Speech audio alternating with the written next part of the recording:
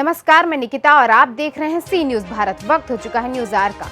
पत्रकारों की उनकी मूलभूत समस्याओं से निजात दिलाने की अंतर्राष्ट्रीय सनातन परिषद पत्रकार संघ सरकार से वास्तविक लड़ाई लड़ने की बात कर रहा है। हालांकि देश व प्रदेश में हजारों की संख्या में तमाम एसोसिएशन संगठन हैं जो लगातार पत्रकार हितों की बात कर रहे हैं, जो कुछ ना कुछ करते भी रहते हैं, लेकिन वास्तव में पत्रकार वर्तमान परिवेश जीवन का यापन के लिए बहुत सी कठिनाइयों का सामना करना पड़ रहा है। राज्य और जिले से मान्यता प्राप्त पत्रकारों को सरकार समेत एसोसिएशन संगठन के पदाधिकारी भी तरजीह देते हैं।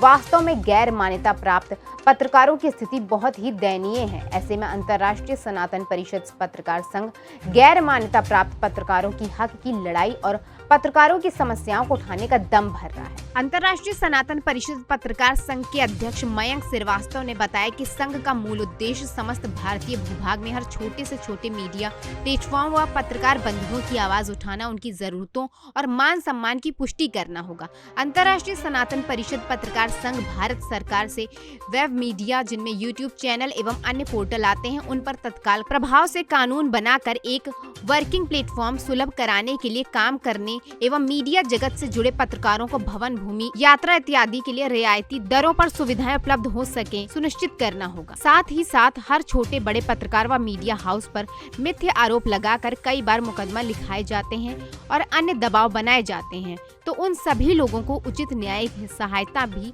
उपलब्ध हो सके, इस बात पर भी अंतर्राष्ट्रीय सनातन परिषद पत्रकार संघ का ध्यान व बल रहेगा, ताकि कोई भी व्यक्ति या संस्थान या संगठन कोई अनुचित कार्यवाही करने के पहले 1000 बार सोचे। अंतर्राष्ट्रीय सनातन परिषद मूल रूप से एक राष्ट्रीयवादी विचारधारा का संगठन है और यही राष्ट्रवादी सोच लेकर अंतर्राष्ट्रीय सनातन परिषद पत्रकार संघ आगे भारत के संविधान के चौथे स्तंभ के लिए सेवारत रहेगा। मूल मंत्र है वसुधैव कुटुंबकम। तो ये कुटुंब है, ये परिवार है।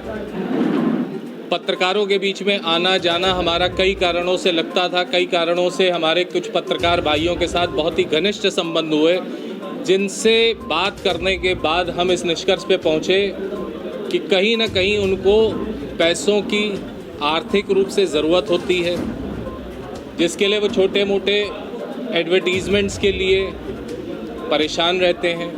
सरकारी विज्ञापन, ये आप सब मुझसे बेहतर जानते हैं कि हर आदमी को नहीं मिलता।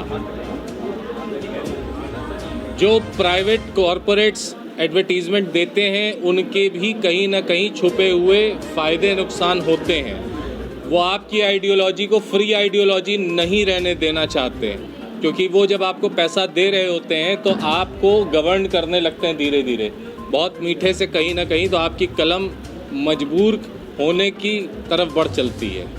फिर भी हमारे पत्रकार भाई कहीं ना कहीं संघर्ष करते हैं। तो हमारी कोशिश यही है कि सरकार से बात करके आप सबके लिए लखनऊ जैसे शहर में, उत्तर प्रदेश जैसे प्रांत में, अलग अलग जगहों पे प्रेस क्लब जैसी सुविधाएं और भी हो। कम से कम मीडिया अड्डे छोटे छोटे बनाए जाएं, जहां पे मयंक जी यही सारे काम अन्य संगठन भी कर रहे हैं। आप ऐसा क्या कर रहे हैं जो आपसे लोग जुड़ेंगे और आप उनकी अपेक्षाओं पे खड़े होंगे? सबसे पहली बात यह है कि हम यहाँ किसी कंपटीशन की भावना से नहीं आए कि कोई अन्य संगठन कर रहा है तो हम उससे कुछ अच्छा कर रहे हैं, कुछ खराब कर रहे हैं। जब तक हम इस भावना से ऊपर नहीं उत्पन्न होंगे, कई बार होता क्या है, कोई अच्छी चीज़ एक आदमी मांग रहा है, उसकी आवाज़ में दम नहीं होता। तो मेरा अनेकों संगठन जो ये काम कर रहे हैं, उन सब से आपके माध्यम से यही कहना है कि वो मेरी ताकत बने, मेरे संगठन की ताकत बने और मैं उनकी बनूं, ताकि हम जो मूल उद्देश्य लेके चल रहे हैं, हमारा मूल उद्देश्य क्या है?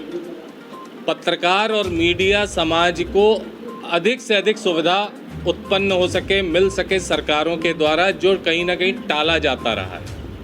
वादे बहुत हुए हैं, कम अमल किया गया है, और इसमें हम क्या ऐड ऑन कर सकते हैं, चूँकि हम एक संगठन भी हैं।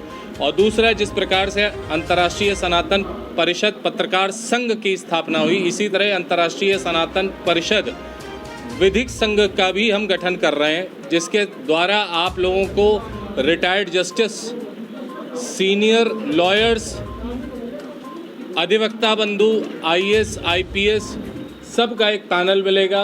कोशिश ये रहेगी कि कंसल्टेशन उनका फ्री ऑफ कॉस्ट आप सबको मिले। पत्रकारिता जगत से जुड़े हुए हर व्यक्ति को कहीं न कहीं फर्जी मुकदमों से उसकी आर्थिक स्थिति को बेहतर करने के लिए उसके पास संसाधन और सुविधाओं को पहुंचाने के लिए शहर भर में वो घूम घूम करके जब समाचार एकत्रित करता है तो उसको कहीं बैठने की एक छांव देने के लिए 2 गिलास पानी मिल सके, एक रिफ्रेशमेंट मिल सके, उस सुविधा के लिए, उस बेसिक मूलभूत सुविधा के लिए हमारे पत्रकार भाइयों को मान्यता प्राप्त पत्रकार बनने में जो विलंब हो जाता है, जो क्लैश ऑफ सिस्टम और ईगो प्रॉब्लम आता है, ऑथेंटिक खबरें होती हैं। छोटे छोटे पोर्टल लेके आने वाले लोग, छोटे छोटे वेब चैनल्स लेके आने वाले लोग, साप्ताहिक अखबार निकालने वाले लोग, 8 पन्ना 12 पन्ना के black and white evening papers निकालने वाले लोग, उनके पास इतनी आर्थिक स्थिति नहीं होती कि वो एडिटिंग करा सकें प्रॉपर, न्यूज़ का बैक चेक कर सकें प्रॉपर। तो आने वाले समय में हम कॉमन एडिटिंग जोन आप सबके लिए उपलब्ध कराएंगे, ताकि जिस प्रकार से ANI जैसा संगठन चल रहा है, जिसकी ऑथेंटिसिटी को हम लेते हैं, उसकी दी हुई न्यूज़ को अपने अपने शब्दों में ले करके हम अपने अपने अखबारों में लाल नीला पीला हरा छापते हैं, तो उसी प्रकार हम एक कॉमन एडिटिंग जोन डेवलप कर रहे हैं जिसमें authenticity of the news, intensity of the news, censorship, क्योंकि सेंसरशिप भी बहुत ज़रूरी है। हर वो चीज़ नहीं दिखाई जा सकती जो समाज में भले ही सत्य हो लेकिन दुर्भावना पैदा कर दे, तो उसको भी, और दूसरा हमारे संवैधानिक कानूनी ढांचे को भी हमें ध्यान में रखना होगा। तो उसको ध्यान में रखते हुए हम न्यूज़ेस को आगे बढ़ाएं। इस चीज़ को लेकर के हमारी आर्थिक तंत्र को भी मजबूती मिलेगी, क्योंकि जाहिर सी बात है ये कॉस्ट, अच्छी खासी कॉस्ट आती है न्यूज़ पब्लिश होने से पहले। अभी कितने जगहों पे हमारा संगठन सक्रिय है? अगर मैं संगठन की बात करूं तो भारत के 7 राज्यों में संगठन अपना कार्यालय शुभारंभ कर चुका है। लखनऊ में आपके 2 कार्यालय मौजूद हैं, एक मुंशी पुलिया पे, एक आलमनगर फ्लाईओवर उतरते ही बुद्धेश्वरन महादेव कार्यालय। और हमारी कोशिश ये है कि हम बहुत भव्य कार्यालय, बड़े कार्यालय बनाने की जगह छोटे छोटे क्षेत्रीय कार्यालयों का पहले निर्माण करें, जिसमें आप सब भाई बंधुओं के साथ, बहनों के साथ हम बैठ सकें और वार्ड वाइज लोगों तक, जनता तक पहुंच सकें। जैसे एक कहावत है कि हर चौकी को क्यों बनाया गया, सिर्फ थानों से काम क्यों नहीं चल सकता था। हर बार 302 का मुकदमा ही नहीं होता, हर बार बड़ी ही समस्याएं नहीं होती। कई बार क्या होता है कि मोहल्ले पे के नुक्कड़ पे रोड लाइट, स्ट्रीट लाइट नहीं जल रही, तो उसके लिए कोई आदमी आपके मुख्यालय पे नहीं आएगा। लखनऊ बहुत बड़ा है, 110 वार्ड थे, अभी वार्ड आपके नगर निगम के बढ़ाए गए। ये शहरी क्षेत्र की मैं बात कर रहा हूँ। अगर ज़िले की बात करें तो आज हमारे पास 5-5 तहसीलें हैं। लखनऊ से सी न्यूज़ संवाददाता कवि तिवारी की रिपोर्ट। फिलहाल के लिए इस खबर में बस इतना ही। देश और दुनिया की तमाम खबरों के लिए देखते रहिए सी न्यूज़ भारत।